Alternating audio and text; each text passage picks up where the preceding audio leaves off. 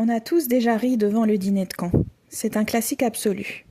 Et face au duo central, on a naturellement tendance à ressentir une certaine sympathie pour Pierre Brochand, incarné par Thierry Lhermitte.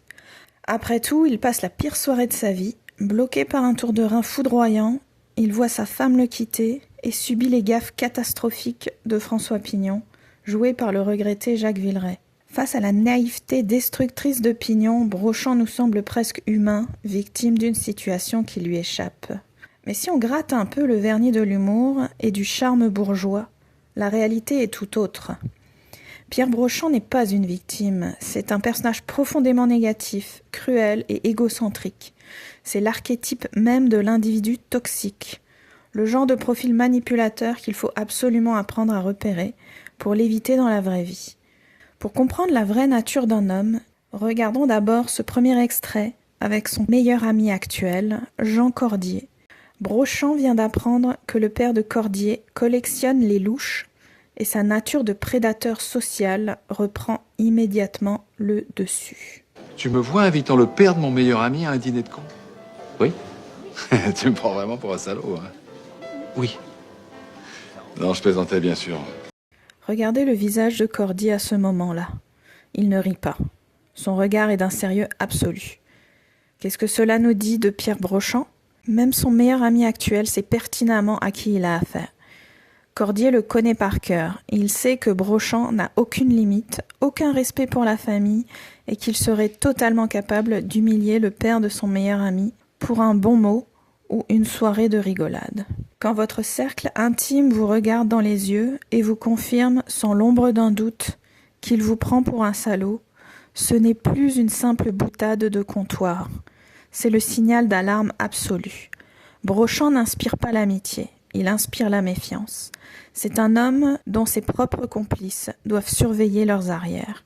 Et pour cause, quand on regarde son passé, on comprend vite que la méfiance de Cordier est totalement justifiée. Écoutons ce qu'il avoue un peu plus tard avec une décontraction déconcertante. Le blanc était un ami à moi, mon meilleur ami, on est brouillé depuis 2 ans, voilà. Vous êtes content? Et vous vous êtes brouillé pourquoi? Parce qu'il tournait autour de votre femme. Pas du tout, c'est moi qui la lui ai prise. Il vivait avec Christine, elle l'a quitté pour moi. Ils avaient écrit un roman ensemble, ils étaient venus me le proposer. Et alors? J'ai pris les deux, le roman et Christine. Pour Brochand, le pacte sacré de l'amitié n'existe pas. Ses désirs et son ego passent avant tout le monde. Mais le pire dans cette histoire, c'est son absence totale de remords. Au début du film, il n'a aucun scrupule. Et s'il décide de recontacter Juste Leblanc ce soir-là, ce n'est pas par culpabilité ou pour s'excuser. C'est par pur intérêt personnel, parce qu'il se retrouve coincé et qu'il a besoin de lui. Il utilise les gens, les brise, puis tente de les réutiliser quand ça l'arrange. La conclusion de cette première partie est limpide. Méfiez-vous de ce genre d'individu. Quelqu'un qui est capable de trahir son meilleur ami et de bâtir son plaisir sur l'humiliation des autres finira un jour ou l'autre par faire exactement la même chose avec vous. Ne confiez jamais votre vie à un Pierre Brochand. Après avoir vu comment Pierre Brochand traite ses amis, penchons-nous sur un aspect encore plus révélateur de sa noirceur, son rapport aux femmes. Brochand ne voit pas les femmes comme des partenaires, mais comme des objets au service de son propre intérêt et de son confort. Regardons d'abord cette scène intime avec sa femme Christine. Décommande-toi, reste avec moi ce soir. Tu sais que ça va pas très fort moi en ce moment. Eh ben justement, change-toi les idées, viens avec moi, tu vas voir, c'est irrésistible ce dîner. La demande de Christine est pourtant claire, limpide. Elle ne va pas bien. Elle exprime une vulnérabilité et lui demande explicitement de rester avec elle ce soir-là. Que fait Brochand? Rien. Il balaye sa souffrance d'un revers de la main pour maintenir ses plans. Aller s'amuser à son dîner cruel. Pour lui, son divertissement personnel passera toujours avant la détresse de celle qu'il est censé aimer. Et sa toxicité ne s'arrête pas au cercle conjugal. Elle s'étend à sa maîtresse, Marlène. Écoutons comment il parle d'elle et ce qu'elle révèle sur leur relation. Mon Dieu, maintenant qu'elle sait que la place est libre, elle va se ruer, cette malade. C'est tout ce qui me manquait ce soir. Une nymphomane. Elle est nymphomane en plus.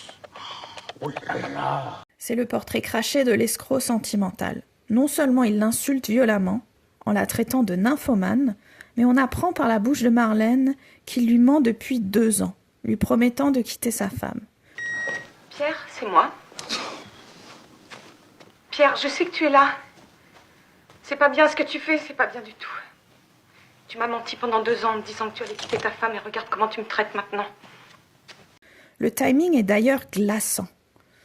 Il entretient cette relation extra-conjugale depuis 2 ans, soit précisément le début de son mariage avec Christine. Brochant consomme les femmes en parallèle, manipulant l'une et l'autre pour nourrir son ego et ses besoins, sans jamais assumer la moindre responsabilité. Pour achever de comprendre son mépris systémique des femmes, il faut écouter cette confidence qu'il fait au professeur Sorbier. Quand j'étais étudiant, on faisait des dîners de moches. Il fallait inviter la fille la plus laide possible. Puis à la fin du dîner, on décernait une palme. J'ai fait ça moi aussi. Mais c'est plus drôle avec les cons.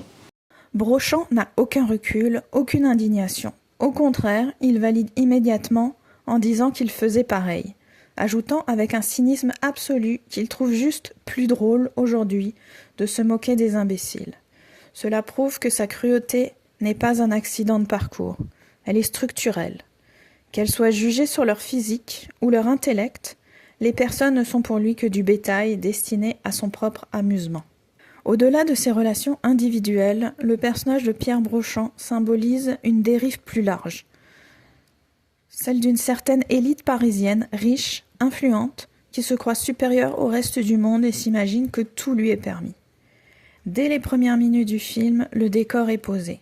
Tout sourire sur un terrain de golf, Brochant savoure sa réussite. Mais sa vraie victoire du jour, c'est d'avoir déniché la perle rare, le con idéal pour son dîner. Ce sentiment de supériorité de classe est partagé par son entourage direct, comme son ami Juste Leblanc, qui gravite dans les mêmes sphères éditoriales et bourgeoises, où l'on s'ennuie tellement qu'il faut humilier les plus modestes pour se sentir vivre. Cette élite se caractérise aussi par une complicité malsaine et un entre-soi total.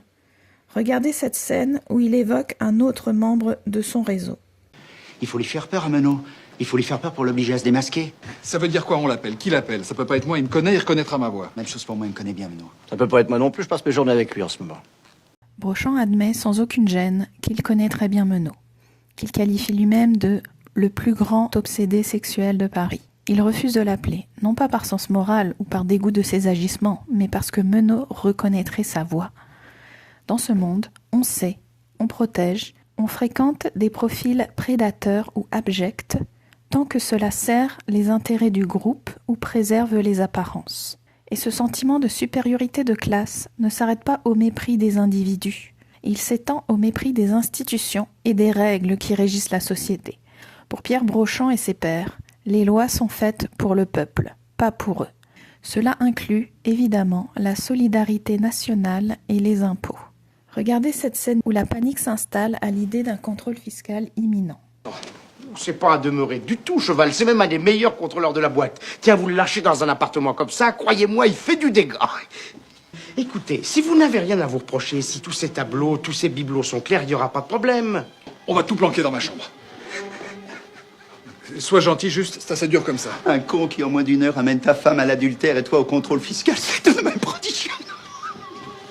Cette séquence, bien que traitée sur le ton de la farce, est profondément révélatrice. On y voit un grand éditeur parisien, richissime, pris de court, qui organise en quelques minutes la dissimulation de sa fortune pour frauder le fisc. C'est le propre de cette élite que dénonce le film. Il profite de tous les avantages du système, de la culture, de la reconnaissance sociale, mais refuse d'en payer le juste prix. Tricher, mentir à l'État, dissimuler des millions. Tout cela est intellectualisé, presque banalisé, comme un jeu de cache-cache alors qu'il s'agit d'un délit. Chez Brochant, l'incivisme fiscal est le prolongement direct de son incivisme moral. Quand on se croit supérieur aux autres, on se croit naturellement au-dessus des lois. En conclusion, Le Dîner de cons est une comédie extraordinaire, qui cache une satire sociale d'une noirceur absolue. Si François Pignon est destructeur par sa bêtise, Pierre Brochant, lui, est destructeur par choix, par calcul et par manque total d'empathie. Et c'est là que le film résonne puissamment avec notre actualité. Nous entendons régulièrement et récemment, dans les médias, de plus en plus d'affaires sordides impliquant des hommes de pouvoir, des hommes puissants issus de cette même élite qui se pensent au-dessus des lois, au-dessus de la morale et qui considèrent les autres, et particulièrement les femmes, comme des objets jetables. Pierre Brochand est le visage fictionnel de cette toxicité systémique. Derrière le rire et les répliques cultes, le film nous livre une leçon essentielle. Méfiez-vous des gens brillants qui basent leur bonheur sur le mépris des autres. Apprenez à repérer les Pierre Brochand de la vraie vie, car ce sont des profils profondément dangereux dont il faut impérativement se protéger. Si vous avez aimé ma vidéo, n'hésitez pas à la liker et à partager. À très bientôt.